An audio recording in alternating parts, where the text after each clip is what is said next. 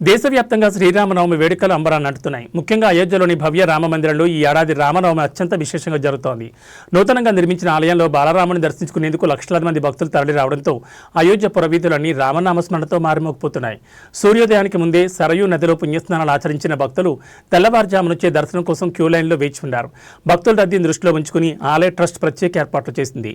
నేడు అభిజిత్ లగ్నంలో బాలరాముడికి జరిగే సూర్య అభిషేకం ఈ వేడుకల్లో ప్రధాన ఆకర్షణగా నెరనుంది.